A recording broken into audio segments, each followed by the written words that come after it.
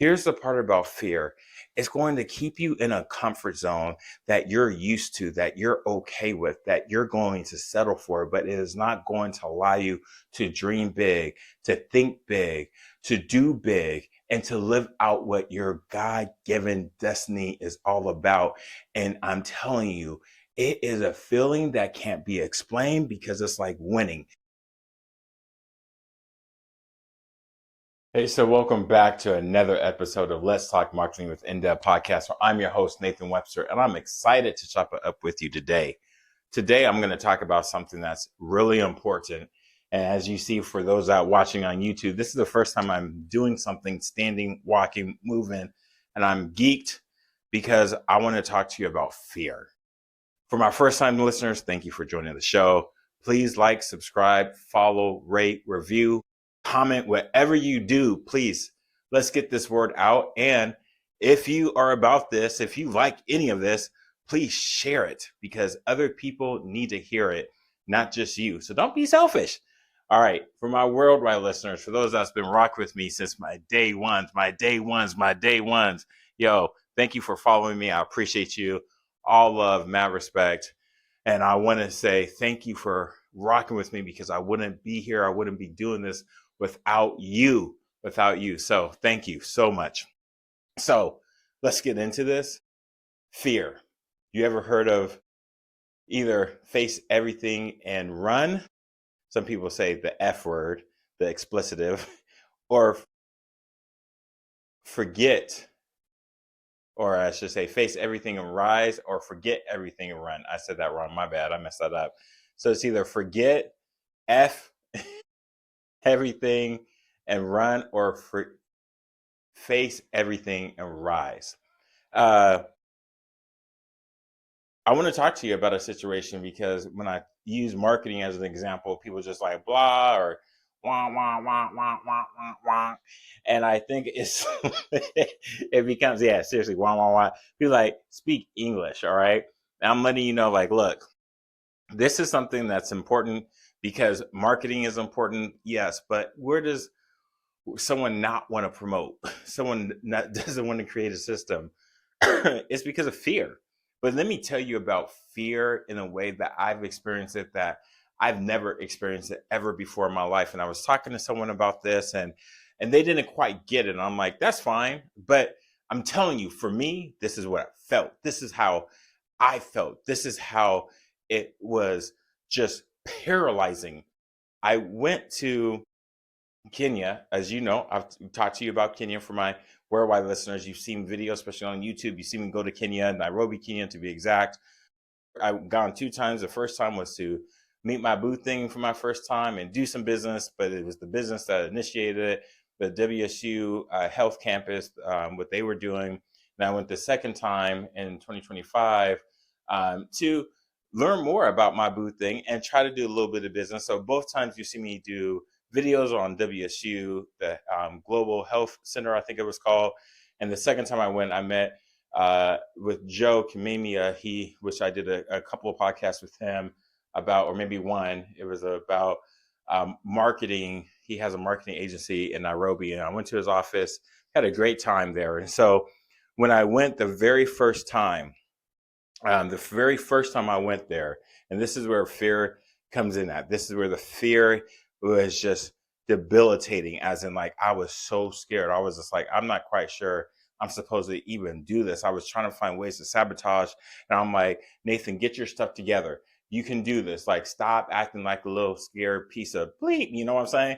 So my first time that I was going, even someone said to me, like, how do you know you're not going to get your head cut off?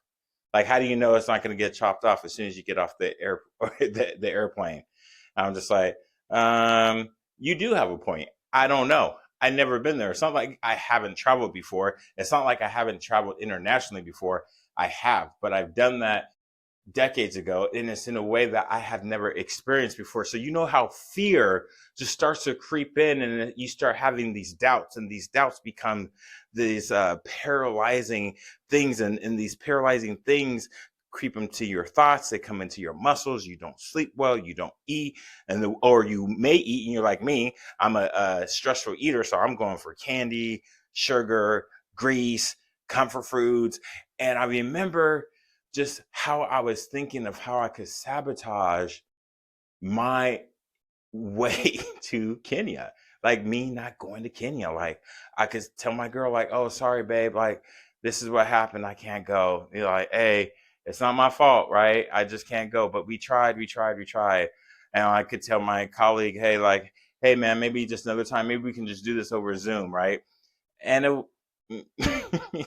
I laugh now because when I got there to Kenya, when I got to Nairobi, my first time I went to LA, which was cool. I'd never been to LAX, and then I went to Doha, Qatar, and that was like, oh, okay, not what I thought. It was hot though. Went there, and then flying to Nairobi and get there at like midnight, and I had to wait in line for like an hour to go check my visa, right? And it was like, this is not what I thought, right? My boo thing picked me up. It was cool and everything. But then when I like looking around, it was not what I thought. All the things that I was scared of, all the things that had me just paralyzed, the the self doubt, the self deprecating images, all the things, I'm going to be honest, the things that I saw in the media from are the gods must be crazy, from all the ways that they disparage Africans and African countries. I was like, it's none of that. It's none of that. I was golfing there. I was eating there. I was going out there. I was shopping there. I had the best time in my life to where I was like, shoot, I might be moving to Kenya. I started following influencers that were already in Kenya, promoting Kenya. And then I was like, wait, when I got home, people said, yeah, I've been to Kenya. I knew about Kenya. You didn't know about Kenya? Kenya is like the New York of Africa. I don't know if I should even be telling you this, because really it's about the fear that almost kept me from my blessing of not going there. And this is what I wanted to say to you, because if I never went to Kenya, not the first time or the second time, because the second time my boo thing, she told me I needed to record. And so I felt confident enough to say I knew what to expect. But this was my freshman year doing YouTube Academy, my university, what I'm just trying to be an influencer, right? If you call it that, just to get on the platform, get my subscribers. So please subscribe, please share, right? Please get my watch hours up, all that, pushing that out. And I was just like, you know what? I can do this recording thing. But in recording, I was seeing different things that I hadn't seen before, because the first time I went there, I was scared and my eyes were wide open. I didn't expect things like you see, I go to China Square and I was like, I don't remember this being here or that being here. When I went golfing for the second time there, I was like, I don't remember this. I don't remember this. I don't remember that. And I'm just like, it's amazing when you stop being scared, it's amazing what else will appear. But then internally for me, it was one of the best times of my life, because I was so scared to do it. And if I wouldn't have done it, I wouldn't have had this feeling. Not to say my boo thing didn't matter. She did. It wasn't to say that when I got there, the food wasn't great. The golf wasn't like phenomenal. It was. The food was phenomenal. The grade was phenomenal. The golf was okay until it started rain on us. I wasn't the best, And for those that don't know, I'll put these in the description, the video, so you can see what I'm talking about. But all this experience that I have could have easily been derailed because it wasn't part of my comfort zone. Here's the part about fear. It's going to keep you in a comfort zone that you're used to, that you're okay with, that you're going to settle for, but it is not going to allow you to dream big, to think big, to do big, and to live out what your God-given destiny is all about. And I'm telling you, it is a feeling that can't be explained, because it's like winning.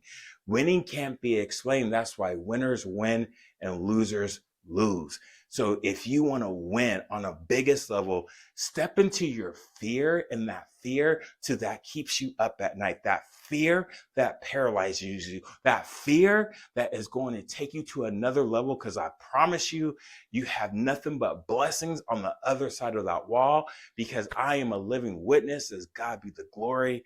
It was phenomenal. because I conquered a fear. I did something on my own I would have never done if I were to do it on my own based off of my comfort zone. So get out of your comfort zone, lean in into fear to where you bust down the door, but like break it wide open so you walk out another person on the other end, a different person on the other end. People are like, who are you? You're like, I'm her. I'm him. Now how you like me now? So this is why I say, please just face everything and rise. That situation you're going through is because God's got a, oh my gosh, God's got a blessing for you. Like, oh my God, he has a blessing for you. Lean into that fear to where you bust that door down to where it doesn't open again. You can't even close it because it's off the hinges. So do it, because that comfort zone is only going to keep you settling instead of winning in the victory that you rightfully is yours in Jesus' name. So God bless you. I wish you nothing but the best. So dream big and Godspeed. I'm out.